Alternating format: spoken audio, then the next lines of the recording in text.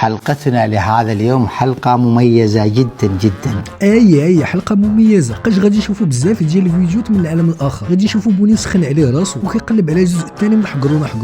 انوي برك انوي راهي في المروك ضربت وعاود رجعت. وكيف غادي نشوفوا واحد صاحبنا قال لك بلي جميع الانبياء والمرسلين هبطوا في الجزائر، وغادي يعطينا الدليل والبرهان. وجميع الانبياء والمرسلين كانوا من اصل الجزائر، لان ابراهيم كان من هران وهران. كيف ما غادي نشوفوا وحده من خيرات الشباب اللي عينهم عم يتبون في اليونيسيف. وبطبيعه ديال الحال ديزين ندوزو نضربوا شي طليله على صاحبنا قدور مختار. ايوا على بركه الله نبداو. لازم تاع سبتمبر يخلوا لها 30% النحله باش يولي العسل اللي يهضر عليه القران. ايوا شفتي كيفاش؟ علاش ما صفقوش؟ كنتي تبسط ليهم، راك خليتيهم محيرين يا اخو. اولا بعض المشاركين ما مهتمينش بالموضوع ويزيدوا الصفوف وما مكتملاش. فين الذئاب والارانب وداك الشيء؟ شفتهم ما كاينينش. قدور مختار حياته كامله هو عايش في الجزائر، حياته كامله هو عايش في الجزائر. وفين بغيتيهم يعيشوا يا اخو؟ راه غير مسمياتهم ما كاينه حتى دوله تقبل عليهم. عاد نشوفوا له ملامح، وطبيعه ديال الحال ما غاديش نلقاو السنينات. المهم مالهم؟ هو رخيص، باباه رخيص، جدو رخيص، جدو الاول رخيص، جدو الثاني رخيص، عايشين بالرخص سلاله. جزائريين عايشين هكا تراكمات الرخص فوق بعضها. على بالك درجه الرخص اللي قاست هذا الجيل ما قاست حتى جيل من قبل، ما قاست حتى جيل من قبل. نحن نعيش درجة من الرقص والطحين لم نرى لها نظير في التاريخ الجزائري. الله يهديك سميت. اش هاد الهضره كتقول؟ لا الحساب شوفوا يا خو راك ما حملهم. لا العالم الاخر شواكر والعالم كامل مستعرف بهم الا بعض الجزائريين. انت واحد منهم واللي ما يستعرفش بالجزائر. احنا زعما رانا في 2024 احنا زعما هذه استمر الناس ديال العشرين على جال الغرب. والله ما فهمنا هاد الجزائر هاد الجديدة، والله ما فهمنا. الشعب هنا راه يعاني يوميا على الأزمات تاع الغاز تاع ليسونس. ما فهمنا، والله ما فهمنا. احنا الجزائر الجديدة هادي يديروا لنا حل في صراوح، يديروا لنا حل. كرهنا احنا كرهنا من الفلاس. الا ما تقولهاش، القوه الضاربه حرام تكون هكا. لا حول ولا قوه الا بالله. وقالك باغي نقطعوا علينا الضوء وهما بلاد الغاز بلا غاز. اجيو عندنا المغرب نعطيكم شويه غاز يا اخو. اولا ما كانش منا، قد تكون افغانستان ولا باكستان ما تعرف.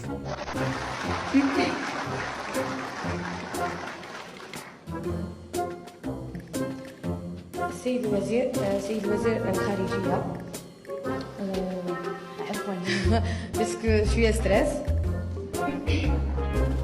لا غير بشويه يعني. علاش تحشمي؟ ما تحشمي ما والو. العالم الاخر اللي حشم عندهم جابها في راسو.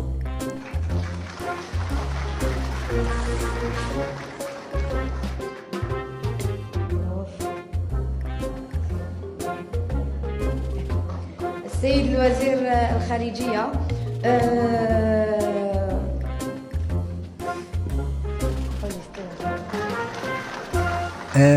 لا هادي كتبوا لها شي حاجه ماشي تلهي وما قادرش تقولها. هادشي بزاف على الحشمه.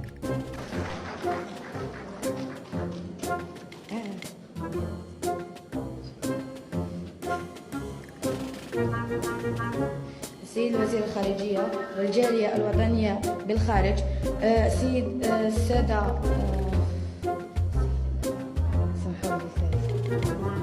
سمحوا لي لا عيقتي بزاف. وبالسيف ما يقولوا لا وزن لهيبه. وجمله مفيده ما قلتيهاش. انت عاش من الجمله وكلمه ما قالتهاش مقاده. وقول لي هزوها وحطوها في الماكينات. كيفاش عزيزي المشاهد؟ منين هزوها؟ منين هزوها؟ شوف معايا. شوفوا يا خوتي، الحجاب دخل.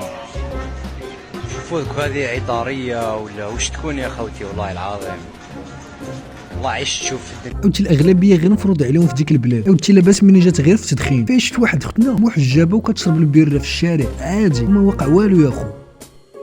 شوف لحظه شوف بسم الله عليك.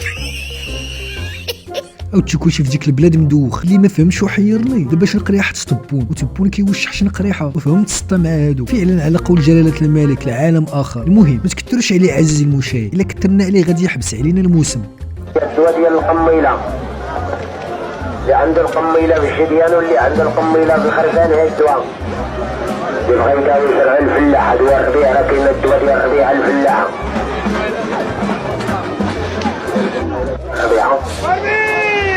ديال الخرطال ديال الفول، الدواء ديال الخرطال ديال الزرع والقرعه والقزبر، الدواء ديال القميله اللي عنده القميله بالشديان واللي عنده القميله بالخرفان. هي الدواء اللي بغى يداوي زرع الفلاحه دواء الربيع، راه كاين الدواء ديال الربيع الفلاحه الربيعه.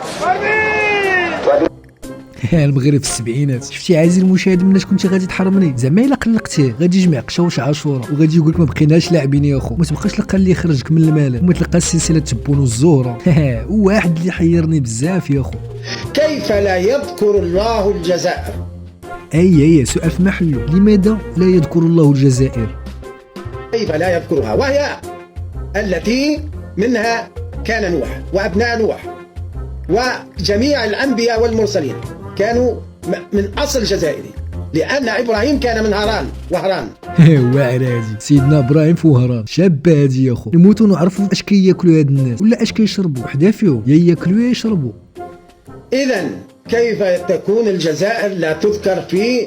هل هناك شعب اخر امن بالمسيحيه واليهوديه والاسلام على الارض غير شمال افريقيا؟ لا يوجد اي امه. فنحن البربر هم الابرار الذين اصطفاهم الله في القران والتوراه والانجيل. معلومة جديدة عزيزي المشاهد، البربر هم الأبرار وهم من اصطفاهم الله في القرآن والتوراة والإنجيل. أكمل يا أخ العرب.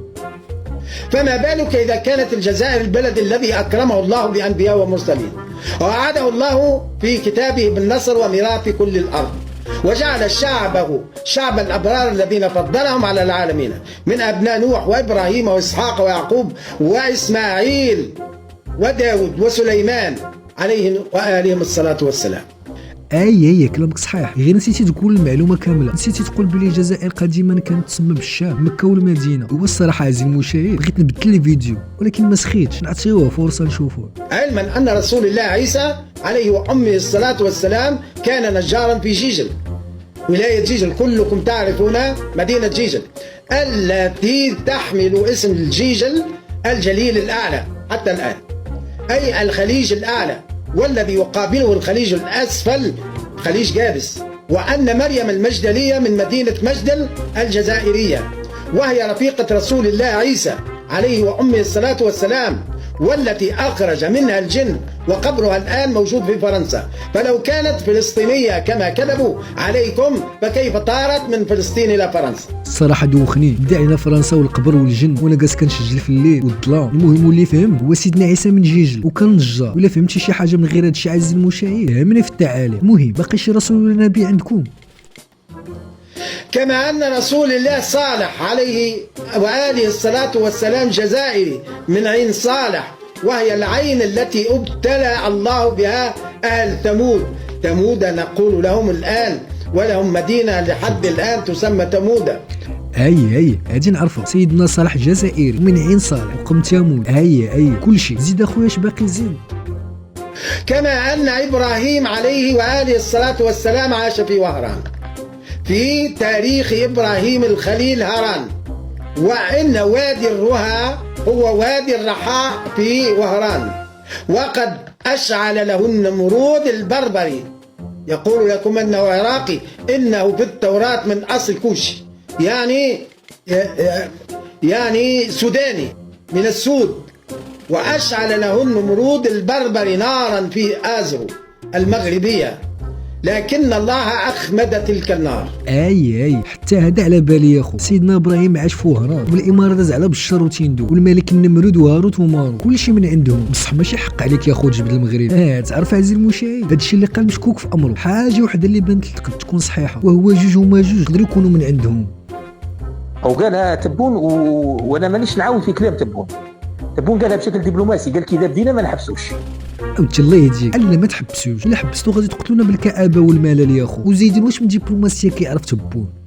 سخوي 57. نعم سخوي 57.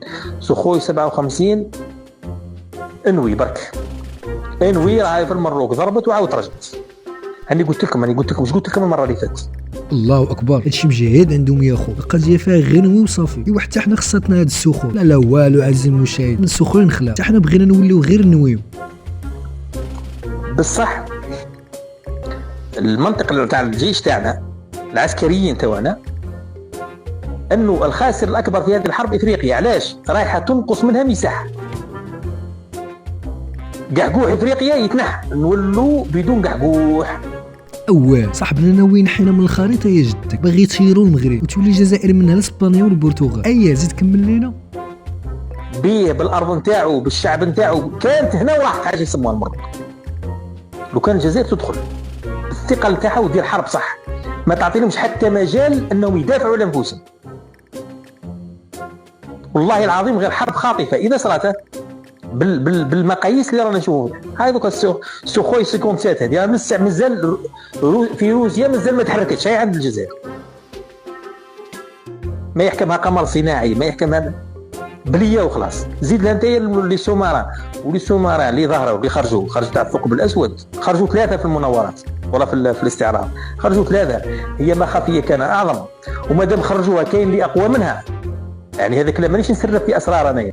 لا ما كاين لا اسرار لا والو، كلشي باين. هادشي مجهاد يا خو، سياره تاع الروس وما عندهاش وعند العالم الاخر. كتبت جنرال اسباني كتب في المذكرات نتاعو قال لهم القوه العسكريه الجزائريه تهدد اوروبا، ماهيش تهدد بوسبير. بوسبير انا قلت لكم والله العظيم غير الكشافه تاعنا الصغار تاع الكشافه ولا لي ستاجير تاع الحمايه المدنيه والله هما اللي يروحوا. ما حكيت لكم القصص الحروب اللي بينه وبينه. اوتي الله يهديك. دابا كانوا يكذبوا علينا في حرب الرمال ولا امقاله؟ احنا راح ليه معمر الديكا راح دا معاه جماعه كانوا يستناو فيه يجي من الناحيه الشرقيه، زعما هو لانه الجزائر جايه شرقهم، كانوا يستناو فيه يجي من شرقهم جا موراهم، جا ليهم من قلب المروك.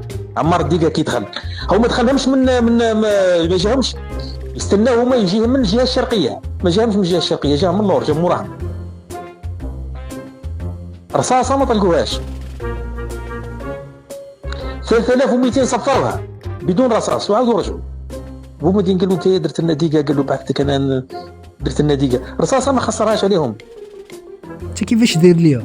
كنا نسيناهم من الامام جاونا من الخلف، وهذا عمار الديكا كان جن ولا شبح ولا شاد العجب. ضربوهم في كلمه السر طاق وما عندهم كلمه سر، زعما المروك دايرين كلمه السر. كلمه السر تاع المروك شحال تكون مطيشه، شحال تكون العسكر الجيش تاع المروك كيدير كلمه السر واش يدير؟ ها ما يخرج مطيشه هي كلمه السر تاعو. الحق يعني نقصر بركه، الحق عمار الديكا الحق عند الحدود لقى هذا كله قال لهم مطيشه، قالوا له فوت يحسبوا المروك كيما هما قف. جاليه من الداخل من العمق تاع الغرب تاعهم، يعني من المغرب جاليهم يقول لك هذو اصحابنا جاونا، ما اصحابهم مول جاو لحقوا بالموس كلاهم الموس هذيك الليله ورجع. اي هذه كاينه كلمه السر مطيشه وصاحبنا كاننا بالموس. ولكن كاينه حاجه، علاش هادشي كامل يا خو؟ علاش؟ لانهم هما في امقاله واحد، في امقاله اثنين، لانهم في امقاله واحد تعداو على قلت له اللي توعنا هذوك اللي زابلي اللي ادوا في الخدمه الوطنيه، حقروا جماعه الخدمه الوطنيه، قال ما يقدر اصبر، مش جاب 10 اضعاف 90 ضعف، سلكها وراح. هيا بقاو على خير كلنا. تبقى على خير يا خو. قول لي مازال ما صدتش اليوم، حقرونا. المهم الا تبعتي هاد بوني تما بقيتي. هادشي علاش غادي نمشي. تهلا.